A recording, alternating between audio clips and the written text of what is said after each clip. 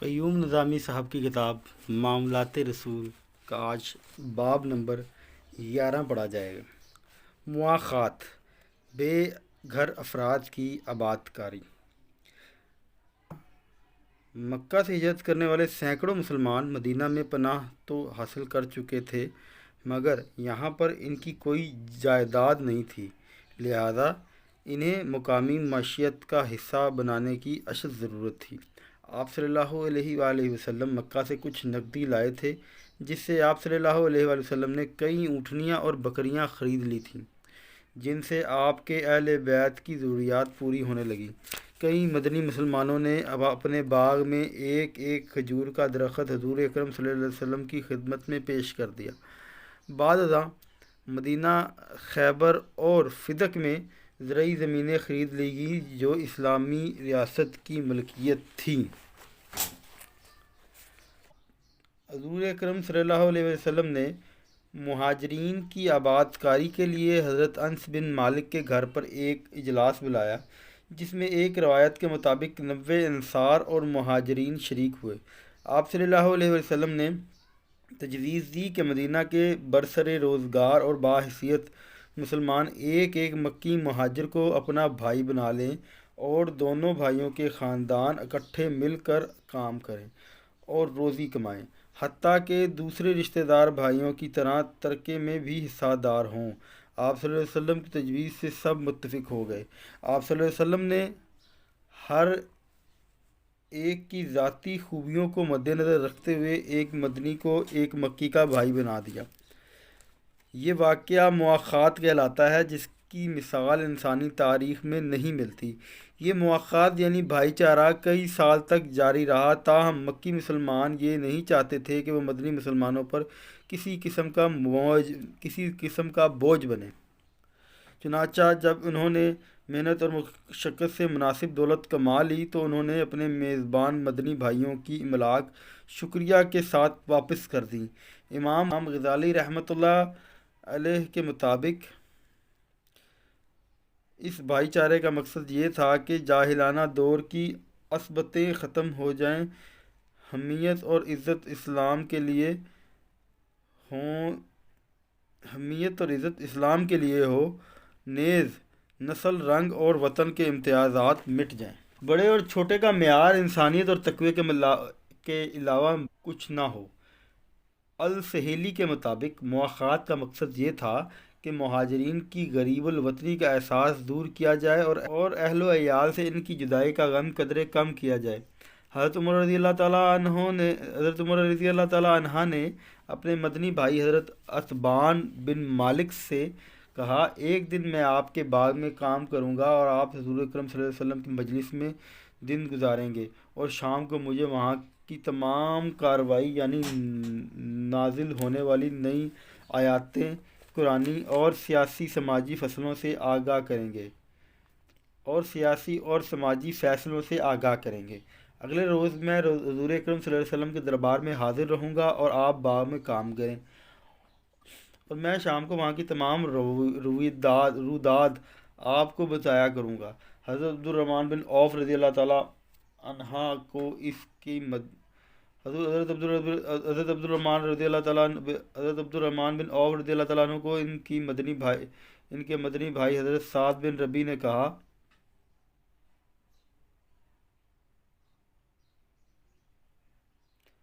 حضرت عبد الرحمن بن عوف رضی اللہ تعالیٰ عنہ کو ان کے مدنی بھائی حضرت سعد بن ربیع نے کہا، یہ میری جائیداد ہے، آدھی آپ کی ہوئی، میری 2 بیویاں ہیں، ان میں سے آپ جسے چاہیں منتخب کر لیں، میں اسے طلاق دے دوں گا اور آپ اس سے شادی کر لیں۔ حضرت عبد الرحمن بن عوف نے جواب میں کہا، اللہ تعالیٰ آپ کو جائیداد اور اہل خانہ مبارک کرے، مجھے صرف مقامی منڈی کا رستہ بتا دیجیے۔ حضرت عبد الرحمن بن عوف رضی اللہ تعالیٰ عنہ نے منڈی سے کچھ چیزیں ادھار خریدی اور وہیں فروخت کر دی۔ چند روز کے اندر ان کی مالی حالت بہتر ہو گئی۔ حضور اکرم صلی اللہ علیہ وسلم کی خدمت میں حاضر ہوئے تو انہوں نے نئے کپڑے پہنے ہوئے تھے۔ آپ صلی اللہ علیہ وسلم ان کو دیکھ کر بہت خوش ہوئے، وہ جلد امیر ترین تاجروں میں شمار ہونے لگے۔ آپ رضی اللہ تعالیٰ عنہ بڑے سخی اور غریب پرور اور فروغ اسلام کے لیے کام کرنے والے تھے۔ 4 ہجری میں بنو نذیر جلا وطن ہوئے اور ان کی زمینیں باغ قبضہ میں آئے تو حضور اکرم نے انصار کو فرمایا کہ یہ کہ مہاجرین نادر ہیں، اگر تم اتفاق کرو تو نئی مقبوضہ زمین صرف ان کو ہی دے دی جائے اور تم اپنی زمینیں واپس لے لو۔ انصار نے عرض کی ہماری زمینیں اور باغ مہاجرین بھائیوں کے پاس رہنے دیجیے اور مقبوضہ جائیداد بھی ان کو ہی عنایت فرما دیجیے۔ بعض صحابہ نے مدینہ میں دکانیں کھول لی تھیں۔ حضرت ابو بکر صدیق رضی اللہ تعالیٰ عنہ کپڑے کی تجارت کرتے تھے۔ حضرت عثمان رضی اللہ تعالیٰ عنہ بنو کنیکا کے بازار میں کھجور کی خرید و فروخت کرتے تھے۔ حضرت عمر تجارت کرتے تھے اور حضرت عمر رضی اللہ تعالیٰ عنہ تجارت کرتے تھے اور ان کی تجارت ایران تک پہنچ گئی تھی۔ بخاری شریف میں اخوت کا ایک بے مثال واقعہ درج ہے۔ ایک فاقہ زدہ شخص حضور اکرم صلی اللہ علیہ وسلم کی خدمت میں حاضر ہوا۔ آپ نے گھر سے دریافت فرمایا کہ کھانے کے لیے کچھ ہے؟ جواب آیا صرف پانی ہے۔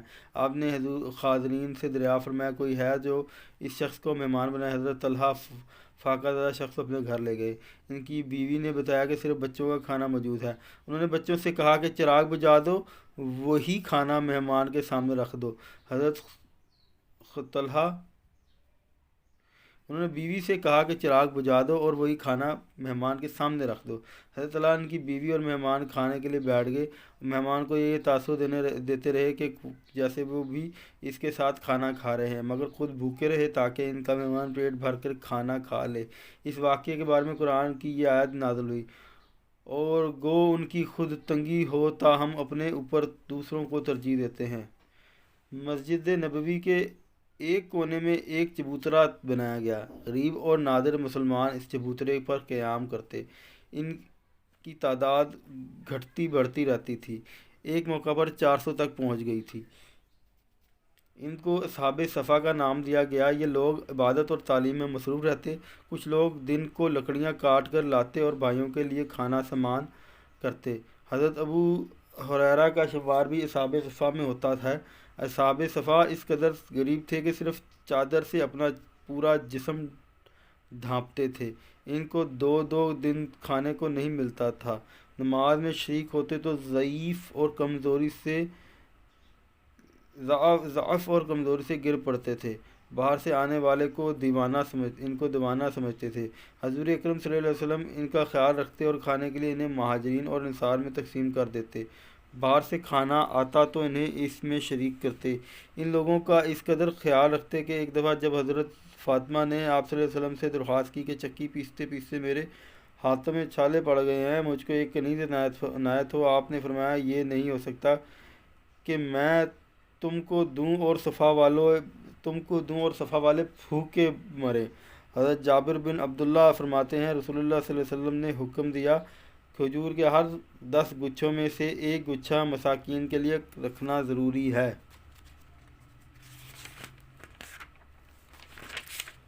اللہ تعالیٰ کا ارشاد ہے صدقات ان حاجت مندوں کے لیے ہے جو اللہ کی راہ کے اسیر ہو کر رہ گئے ہوں۔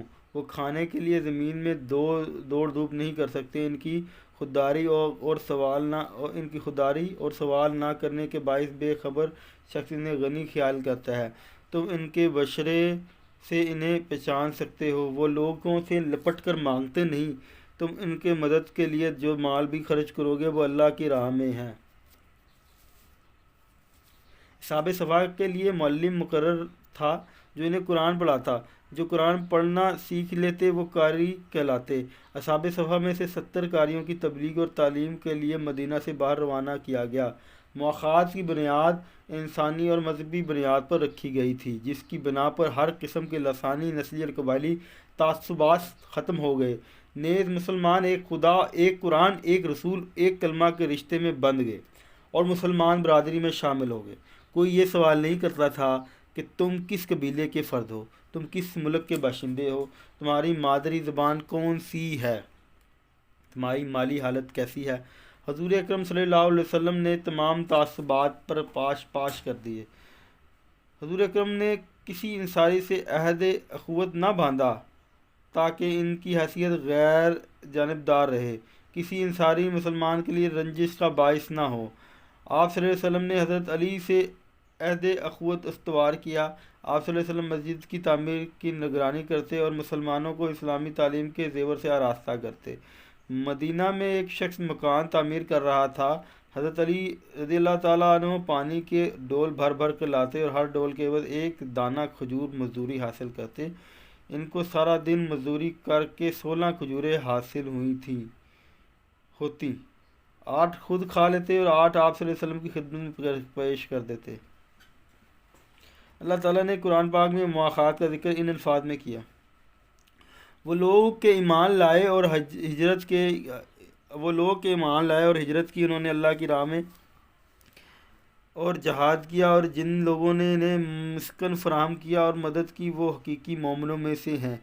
خداوند ان کی مغفرت کرے گا اور رزق کشادہ کرے گا۔ مواخات کا رشتہ اس قدر مضبوط تھا کہ انصار بھائی کی وفات پر اس کے ترکے کا وارث مہاجر بھائی کو قرار پاتا تھا، لیکن جب بعد میں ضرورت نہ رہی تو قرآن پاک میں صراحت کر دی گئی کہ ترکے میں رشتہ قرابت مقدم ہونا چاہیے، اور جو لوگ ایمان لائے اور ہجرت کی اور تمہارے ساتھ جہاد کیا تو وہ بھی تم ہی میں داخل ہیں۔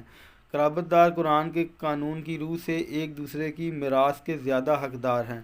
بلا شبہ اللہ ہر بات کا علم رکھتا ہے۔ حضرت ابو ہریرہ جو اصحاب صفا میں شامل تھے، مدینہ کے گورنر نامزد ہوئے۔ ایک دن اپنے سر پر لکڑیوں کا گٹھا اٹھائے بازار سے گزر رہے تھے۔ ثعلبہ بن مالک سے راستہ مانگا۔ ثعلبہ نے جواب دیا: اللہ آپ پر رحم کرے، کیا یہ بازار آپ کے لیے تنگ ہے؟ حضرت ابو ہریرہ نے جواب دیا: اللہ کے بندے، راستہ گورنر کی پیٹھ پر لدے لکڑیوں کے گٹھے کے لیے مانگ رہا ہوں۔ حضرت ابو ہریرہ گورنر کے منصب کے باوجود دنیا کی علائشوں سے پاک رہے۔ وہ اکثر کہا کرتے تھے: شکر ہے اس خدا کا جس نے دین کو زندگی کا ضابطہ بنایا، ابو ہریرہ رضی اللہ تعالیٰ کو مسلمان کا امیر بنایا۔ حضور اکرم صلی اللہ علیہ وسلم نے مواخات کے ساتھ مہاجرین اور انصار کے درمیان ایک عہد نامہ بھی کرایا، جس سے دور جاہلیت کے رسم و رواج کا خاتمہ ہو گیا۔ قبائلی جنگ و جدل کی بنیاد ہی ڈھال دی گئی۔ اس عہد نامے کے چند نکات یہ ہیں: تمام مومنین دیگر مسلمانوں سے الگ ایک امت ہے۔ سارے راست باز مسلمان اس شخص کے خلاف ہوں گے جو ان پر زیادتی کرے گا اور مسلمانوں کے درمیان فساد پھیلائے گا، چاہے وہ کسی کا اپنا لڑکا ہی کیوں نہ ہو۔ کوئی مومن کسی مومن کو کافر کر کے بدلے قتل کرے گا، نہ ہی کسی مومن کے خلاف کسی کافر کی مدد کرے گا۔ اللہ کا ذمہ عہد ایک ہوگا، ایک معمولی آدمی کا دیا ہوا ذمہ بھی سارے مسلمانوں پر لاگو ہوگا۔ مسلمانوں کی صلح ایک ہوگی، کوئی مسلمان کسی مسلمان کو چھوڑ کر قتال فی سبیل اللہ کے سلسلے میں مصالحت نہیں کرے گا، بلکہ سب کے سب برابر اور عدل کی بنیاد پر کوئی عہد و پیمان کریں گے۔ جو شخص کسی مومن کو قتل کرے گا اور ثبوت موجود ہوگا، اس سے قصاص لیا جائے گا، سوائے اس صورت میں کہ مقتول کا ولی راضی ہو جائے۔ کسی مومن کے لیے حلال نہ ہوگا کہ کسی ہنگامہ برپا کرنے والے کی مدد کرے اور اسے پناہ دے۔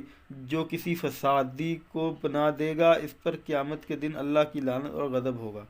تمہارے درمیان جو بھی اختلاف رونما ہوگا، اسے اللہ اور محمد صلی اللہ علیہ وسلم کی طرف پلٹا جائے گا۔ اس معاہدے کے بعد ایک نئے معاشرے نے جنم لیا، جس کی بنیاد محبت، اخوت، اثار و اعتدال اور برداشت کے اصول پر رکھی گئی۔ قرآن پاک میں دوسروں کو کھانا کھلانے کی عادت کو سراہا گیا، اور وہ نیک بندے اللہ کی محبت کی خاطر مسکینوں، یتیموں اور غریبوں کو کھانا کھلاتے ہیں، پھر ان پر کوئی احسان نہیں جتلاتے، بلکہ کہتے ہیں ہم تو تمہیں بس اللہ ہی کی رضا کی خاطر کھانا کھلاتے ہیں، ہم تو تم سے اس کا نہ کوئی معاوضہ طلب کرتے ہیں نہ کسی طرح کا شکریہ، ہم تو اپنے پروردگار کی طرف سے خوف رکھتے ہیں ایک سخت تلخ دن کا۔